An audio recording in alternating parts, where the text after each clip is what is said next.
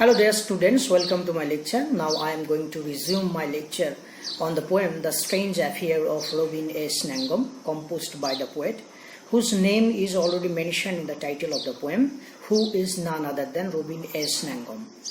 Before analyzing the poem, I would like to give an introduction to the historical and political background of Northeast India and Robin S. Ngangom's time. First of all, look at the political naming and connotation of the term Northeast. How far the term is politically loaded term and triggers social unrest and becomes instrumental for the creation of Northeast literature. The term Northeast is a kind of camouflage to bring or cover 8 states of northeastern India. The term is simply a superimposed term to homogenize the varied ethos of different ethnic groups of the region. But it is impossible to homogenize the people of the region since there is multiplicity in terms of culture, ethnicity, language, food habits, and even literature.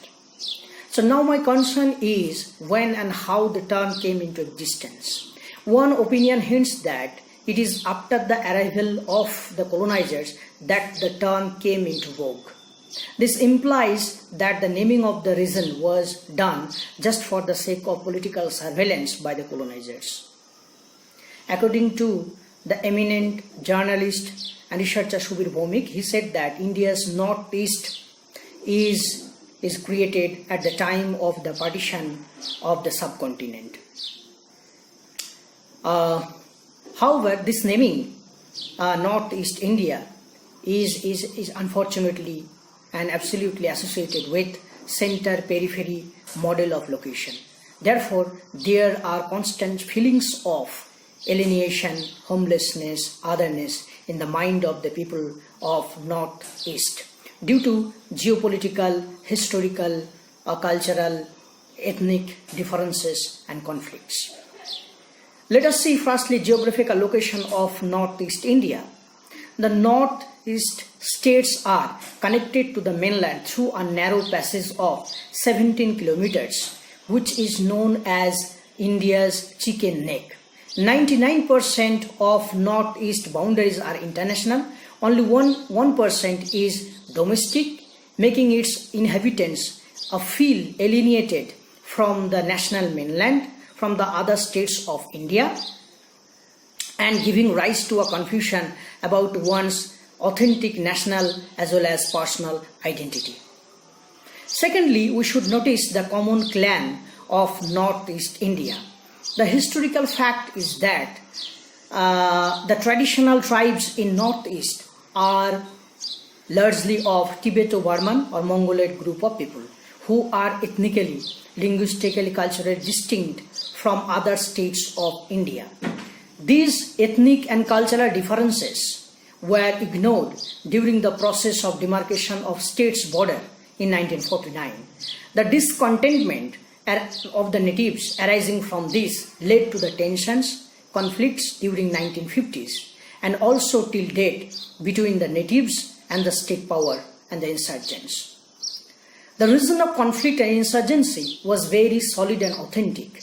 The people of Manipur demanded for the recognition of their individual identity and autonomy. The sign of resistance was seen in the formation of Naga Club in 1918, which told the Simon Commission in 1929 to quote, "Leave us alone to determine for ourselves," unquote. It was followed by the formation of Naga National Council in 1946. Ever since, there have been protest insurgencies from the natives as well as retaliations by the government. To solve the crisis, this critical situation, government passed AFSPA, Armed Forces Special Power Act on 18 August 1958.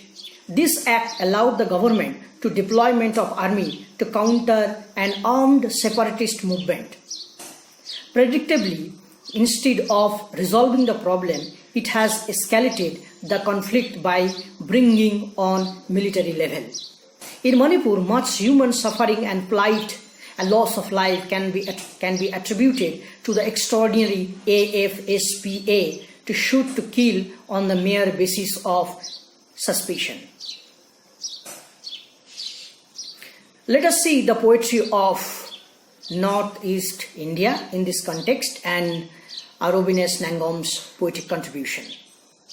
The poetry of Northeast India consists of a kind of paradoxical realities of violence and myth, past and present, love and bloodshed, cultural and political dilemmas. On one hand, the poetry of Northeast brings out the gunshots and blood-stained faces of the reason, while on the other hand, it takes us into the hearts of the people, their dreams, their desires, needs, memories. So memories have greatly shaped the literary output in Northeast literature. Memories great reflected in Robin's poetry also. Let us talk about memory in few words. In Greek mythology, Mnemosyne is not only the goddess of memory, she is also the mother of the muses, the goddesses of various arts. Thus, there is a link between memory and literature. The transformation of mnemonic space into literary output comes naturally to the Northeast poets, who have dealt and been dealing with the memory of two things. Firstly, their rootedness in the traditions, folklores, myths, perennial beauty of the landscape of the region. Secondly, their encounters with different levels of problems, crisis and violence. Robin S. Ngangom, born in Imphal, Manipur, is a bilingual poet and translator, and he is known for portraying insistent realities such as ethnic violence, corruption, extortion, terrorism, oppression in the region. His books in poetry include Words and Silence in 1988, Times Crossroad 1994, The Desire of Roots 2006. He has also published an essay called Poetry in Time of Terror, which appeared in The Other Side of Terror, an anthology of writings on terrorism published by Oxford University Press. The Strange Affairs of Robin S. Ngangom is a long narrative poem which was published in an annual literary journal titled Kavya Bharati in 1996. Later, this poem was included in his poetry collection entitled The Desire of Roots in 2006. The poem is a kind of political poem. It deals with multi-themes like homelessness, insurgency, atrocity, love, crimes, nostalgia, patriotism, etc., etc. The Strange Affairs of Robin S. Ngangom delineates Ngangom's visit to his native land in Manipur, which was disrupted by insurgencies, domination, oppression, tyrannies, anarchy, etc. Now let us have a turn to the text. First of all, look at the title of the poem in which the poet's own name is mentioned. Obviously, there is greatly presence of the poet's subjectivity and self-consciousness in the poem. In other words, by using his own name in the title of the poem, the poet drives home the point of his unique affiliation with his motherland. And the circumstances being talked about are not the fragments of imagination. Rather, the poet has lived through and faced the circumstances. The words strange affairs connote the poet's new and weird experiences that he realizes after returning to his state. The familiar ambience in his motherland, in his state, that is peacefulness, beauty, trustfulness and homeliness, has been replaced by new experiences like hatred, suspicion, fear, violence, murder. So now I would like to read the text stanza after stanza and explain as much as I can do. Okay, I have to mention that this poem is divided into four parts, four sections. So first of all, I would like to read the first stanza of her section. Not once can I say I am the captain behind this wheel of fire. So the poem begins abruptly with an statement and recollection of past memories associated with his motherland. The opening lines suggest that the poet is not the commander or army chief or special powerful personality that he can control the destruction and atrocity that are going on around him. His plight and helplessness at the deteriorating circumstances are hinted here. Second stanza.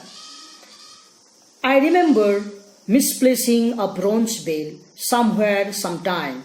I left behind many untended hearts. Rushing back, I discovered something had changed me. Okay, the poet here recalls his past memories of the motherland. The expression bronze bell symbolizes the conventional lifestyle or his cultural identity. Misplacing bronze bell means the poet's losing of his cultural identity amidst the violent chaos that has engulfed his native land. He also remembers that he left many untended hearts, which refers to many unfulfilled or unobserved duties. But now returning to his homeland, the poet finds everything changed. A vast transformation has been taken place in his society, in his state. But such change draws a negative connotation, focusing on the disruptive consequences that the society has been facing for several decades.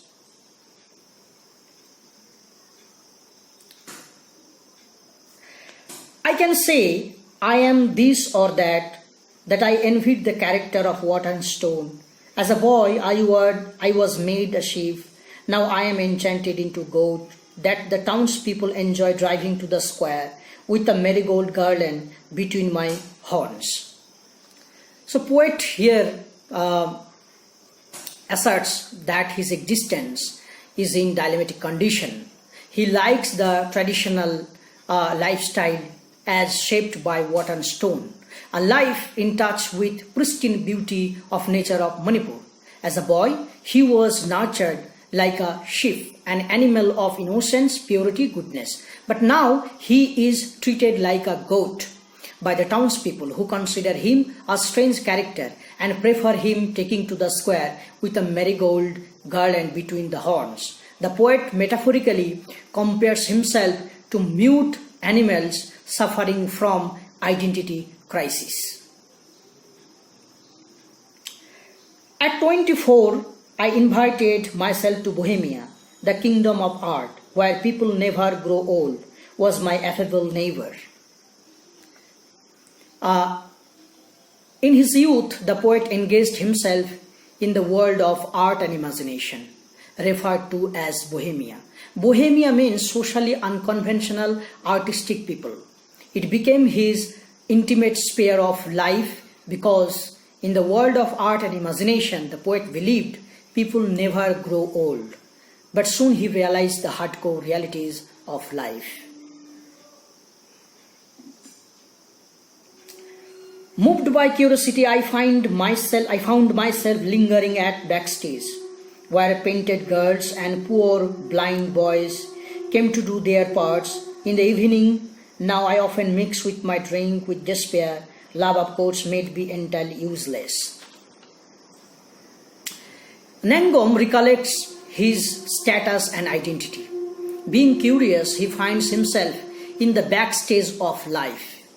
He then does not assume a skilled actor to play an important specific role in front stage of life. Though he kept himself engaged in Bohemian life, he did not yet contribute to his homeland. By the line, I often mix my drink with despair, the poet here expresses utter frustration after realization of his status in the society. He realizes that he has not done any great deed for the nation Instead, he spent his time in the world of imagination. Love for life without caring and catering to reality made him useless. This is the story of my people. We showed suspicion in the fields. Hatred sprang and raised the crops. Now they go to gloating neighbors, begging bowls in hand, fingering pointed at each other. Their incessant bickering muffles all pity. So here in this stanza, the poet here uses an image of agriculture to delineate the impact of various insurgencies, tyrannies, feuds, etc. in the land of Manipur. The people of Manipur showed the seeds of suspicion in their motherland. As a result, hatred emerged. It destroyed the crops completely. In other words, suspicion among native people gradually devoured their unity and brought destruction upon them. Now the people go to the boasting and arrogant neighbors with begging bowls in their hands. They begin to blame each other for guilt. Their frequent quarrels do not arouse any pity among others. Next stanza. Our intentions are clear. Slash and burn.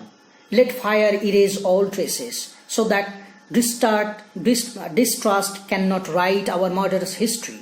Somewhere inside the labyrinth we met, locked horns, and went our feuding ways. Our past, we make believe, is pristine, even as we ripped heads and took slaves. When you write make-believe history with malicious intent, memory burns on a short fuse. So see the use of the term slash and burn, a technique in agriculture in which existing vegetation is cut down and burnt off before new seeds are sown. The expression is here used metaphorically to denote the aggressiveness, violence, insurgency sprang in Manipur several times and exerted influence on native people. The poet here are talking about the clear intentions of his people in Manipur. They now want to wipe out all the traces of past so that suspicion fails to write their destructive history. They gradually trace the entire bloody history of Manipur, step by step, looking at all those reprobate factors that have reduced his land to the present state of degeneration. People's journeys into the past bring out the realities of the present that they have to live in. Some people prefer to believe that the past is far better and pristine than their present. But when the history is written with harmful purposes, with alterations, perversions, their past memories get destroyed. As boys return to Christmas, escorted by hate and fear, they take a circuitous route to outwit an enemy who will revel too much in the birth of a merciful son. When these boys reach home, their dreams will come dressed in red. Here the poet is talking about the festival Christmas, which is not now enjoyable, safe, not free from any sense of suspicion and fear. When boys return their home during Christmas with fear and hatred in their minds, they do not follow a straight path. Rather, they take an indirect way to deceive an enemy who becomes glad to execute the happy birthday of a merciful son for his criminal activities. The enemy feels relaxed that today's bloodshed will be forgiven by the merciful Son Christ. The boys turning red on reaching home has association of bloodshed due to tumultuous situation, political conflict, feud among people.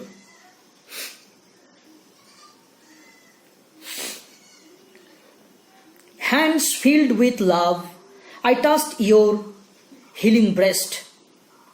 Like the beaten up past, scars appeared on your body. I I ask, who branded the moon's skin of my love? Who used you like a doll? Only my hands disappear and return to me, stigmatized with guilt. Okay, this stanza is the beginning stanza of section 2. Here, the poet returning home in Manipur, the poet finds the devastating condition of his motherland, which became a victim of insurgencies, political conflict, subjugation, etc., etc.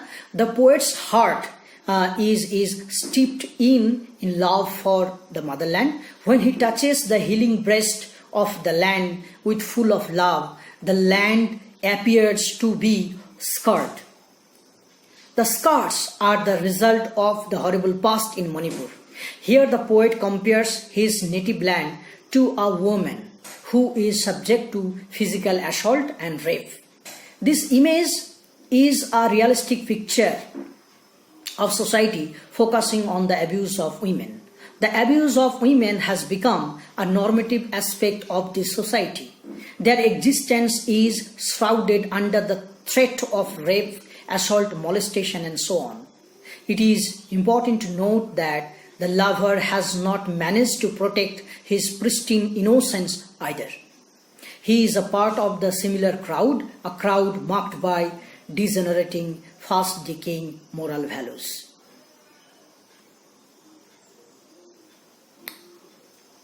Next stanza. When I turn with heavy heart towards my burning land, the hills, women scream your name, soldiers with black skirts like mime artists turn them in seconds into shrouds, for the trucks carrying the appliances of death and devastation, for the eager rescuer in his armored car, for the first visitor to the fabled homeland. The graves of youths who died in confusion are the only milestones to the city. But the hills lie wrapped in mist. Instead of your mask, I inhale the acrid smoke of gelignite and pyres. The poet here describes another memory of violence that he was made to witness in the above lines. In Manipur, much human suffering and loss of life can be attributed to the extraordinary Armed Forces Special Power Act. However, there is also competing militant nationalism and the anti-Indian revolutionary outfits. When the poet turned with sorrowful hearts towards his flaming state, the hills and the women begin to scream the homeland's name. Soldiers who wear black skirts like mime artists convert them into white clothes which are used to cover dead bodies. The graves of the youth who died in confused stones, for the trucks carrying the weapons for death and destruction, for the eager savior who is coming in car protected with armor, and also for the first visitor who considers this region as the imaginary homeland. The hills lie covered in mist. Instead of the smell of the motherland, the poet smells the unpleasant, bitter smoke of explosives as well as funeral pyre. The poet ironically delineates the picture of Manipur where there is only smell of explosives in the air. Next stanza. With cargoes of sands and mortar, Mammon came to inspect the city. He cut down the remaining trees and carried them away, like cadavers for dissection. Morning papers like watered down milk hawked the same blonde items: rape, extortion, ambushes, confessions, embezzlement, vendetta, sales, disappearances, marriages, obituaries, the usual. In early ages, Mammon was considered the deity of wealth and money.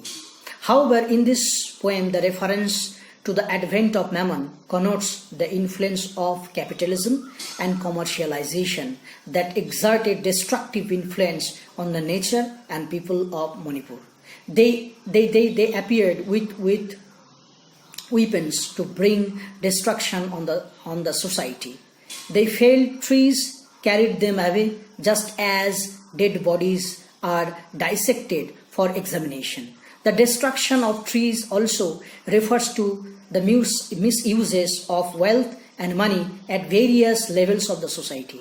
Here we get an eco-critical view because there is a representation of nature and relation between nature and literature. How does it happen? Throughout the poem and in this stanza prominently, nature and native land are identified as a feminine figure who is exploited and plundered by the masculine, capitalistic, destructive figure like Mammon. The poet draws a very realistic picture of the morning newspapers, which are compared to watered down milk. Those newspapers were used to publish the same dull news with perversion and exaggeration. They used to publish common items like rape, torture, marriages, burglaries, obituaries, etc. etc. There was no variation, no uniqueness in such use. Next stanza. Uprightness is not caressing anything publicly. Integrity is not drinking. Worthiness is contributing generously to a new faith to buy guns for unleashing ideological horror. Service is milking the state, and when you can lift no more, to start burgling each other so that we can become paragons of thievery. Chastity is forbidding our women from exposing their legs. Purity is not whispering even a solitary word of love so that it will not be mistaken for unpardonable obscenity. Okay, the society in poet's homeland in Manipur has been much affected by insurgencies, oppression, tyrannies, domination, etc. etc. The society lost its spontaneity and glory. Anarchy is now prevailing everywhere. Morality has transformed into immorality. The concept of honesty has almost been obsolete. People no more show honesty publicly. Worthiness is encouraging people to carry guns for releasing fears. Service has begun to exploit the state. Thievery has become active in its full extent. The concept of chastity and purity has been completely changed. Even the word love has been obsolete. People do not utter the word love for fear of considering it vulgar by others. After describing the tragic reality of Manipur, the poet now assumes an ironic tone to unmask the truth behind words like uprightness, love, which according to him have been degraded, distorted to stand for things which they have no connection with. Now, uprightness refers to encasing on everything that you can lay your hands on. This points to materialistic and selfish nature which have developed in the present society of Manipur. Next stanza. Patriotism is the need of the day. Patriotism is preaching cessation and mourning our merger with a nation. Patriotism is honoring martyrs who died in confusion. Patriotism is declaring we should preserve native customs and traditions, our literature, performing arts, inflicting them on hapless peoples. Patriotism is admiring the youth who fondles grenades. Patriotism is proclaiming all men as brothers and secretly depriving my brother.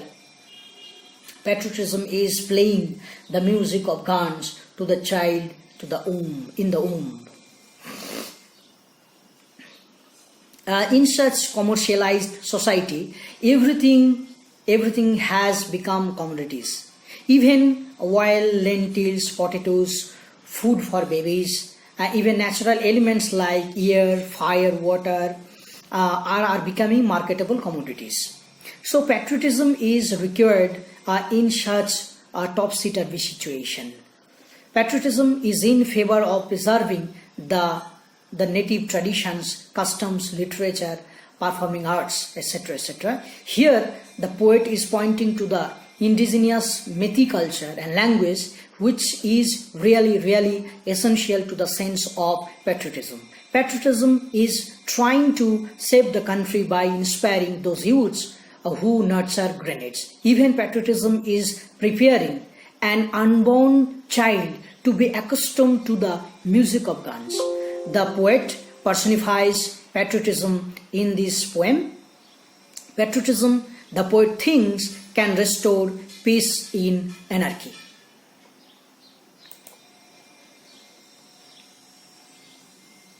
Next stanza. Stones and hills speak when we finally run out of words. History hunts back, friend. Why do you fear you? Why do we love and hate, lie, conceal, merely to enact you in the coarse theatre of time? In this stanza, history is metaphorically compared to a friend having a hump on back, because history does not always project the real facts, rather it is often found perverted. Besides, the history of Northeast India, full of political conflicts, insurgencies, turmoil, etc., is written with manipulation and often with make-believe incidents. So the poet refuses to show any type of feeling towards history, as he thinks that time is now court's theatre, and court's theatre. To show any feelings towards history is like mere acting in this theatre of time, replete with harsh realities. Section 4.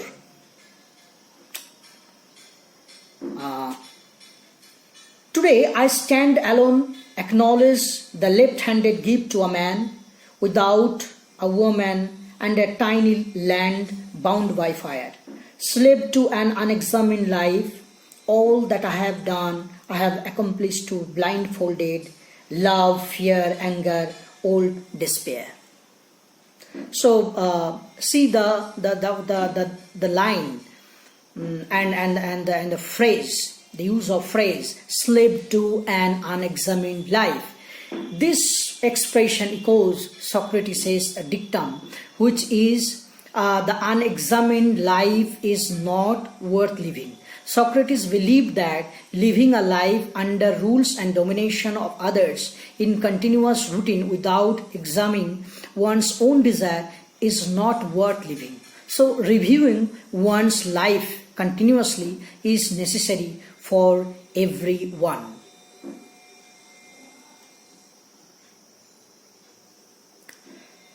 Next stanza. The penitent here wears sackcloth and pours ashen leaves on its head. The sky's dress is in shreds. When stars appear, they hold up the sky like nuts and bolts, so that the firmament will not fall. But we who sleep under these stars will not let each other sleep. Love is also a forgotten word. The ability to suffer and the power to inflict harm on what it loves most. This is how I have known love. In this stanza, there are beautiful images and personification. So see the lines. The penitent wears sackcloth and pours ashen leaves on its head. The sky's dress is in shreds. So explain this line. It is a beautiful image. It means that to commemorate the conflicts and destruction in society, the repentant years wear sackcloth, poor faded leaves, which symbolizes devastating consequences of insurgency. Even the sky seems to wear tattered clothes. Here, air and sky are personified to depict the intensity of damages. When stars appear, they hold up the sky like nuts and bolts so that the firmament will not fall. Here, in this stanza, the stars are personified. The appearance of stars at night look like nuts and bolts used to prevent the sky from falling down. It seems that even the sky, not devoid of being affected by the destructive consequences of political conflicts, insurgencies, feuds, turmoils, etc. in the northeast region. But we who sleep under these stars will not let each other sleep. Love is a forgotten word. So let us talk about this line. People no more wish good things to happen because they are accustomed to such wicked, devastating incidents. So the people sleeping under these stars do not allow others to sleep peacefully. Love has become a lost and forgotten word to them. They have forgotten how to love each other and one's native place. People now only love to suffer and inflict torture upon other people. The definition of love has completely changed. The festival, next stanza, the festival of lights happened during childhood. Today I am again with widows who cannot light lamps anymore. So Robin's rootedness in Methi culture is evident in this stanza and is evident in the way he cherishes the festivals of colors and chariots. The most important two rituals, two festivals are Yasang and Kang in Manipuri community. In fact, he has confessed of his rootedness in his Methi culture, but just when he is about to delve deep into the world of nostalgia of his homeland, Robin is pushed back to reality when he remembers the present situation of the land. The present situation of the land, and this leads his refusal to go back to his land. The poet here recollecting his past memories when people used to celebrate festivals of light with joy. But now the poet do not enjoy it. He is spending his time with widows who cannot celebrate festivals because their husband sacrificed their own lives for the sake of their motherland or maybe for insurgencies.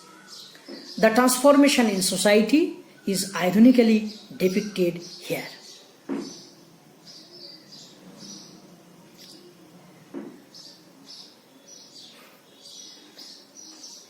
Next stanza. Maybe the land is tired of being suckled on blood. Maybe there is no peace between the farmer and his fields. Maybe all men are tired of being men. Maybe we have acknowledged death. Here utter frustration and disappointment of the poem is exposed on account of terrible consequences the native people have faced so far. The ultimate conclusion of every conflict is bloodshed. The land seems to be tired of absorbing blood. No peace, only anarchy is prevailing there. Next stanza. My love, how can I explain that I abhor laws which punish a man for his past? Only the night seems to understand that we must bear it again. Robin seems to share a love-hate relationship with his motherland.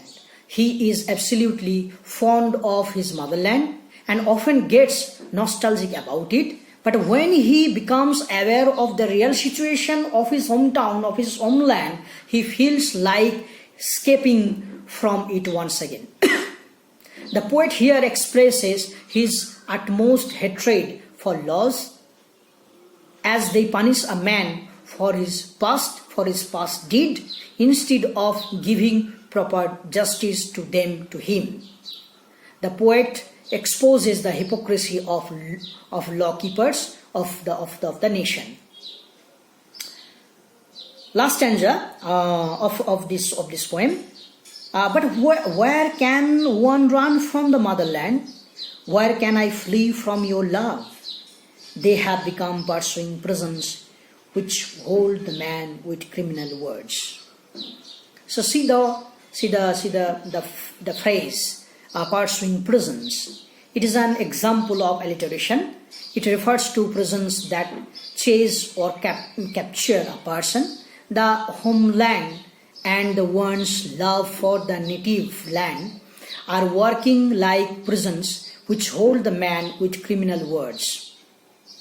The poet's love, feelings, emotions for native land are exposed clearly here. A determination to change the destructive situation without running away from homeland like an escapist is emphasized. The poet ends with a kind of plea for peace, for love. He wants wholeness, peace to revisit his native land again. And it is only love which can restore everything in his motherland, in his state. Thank you.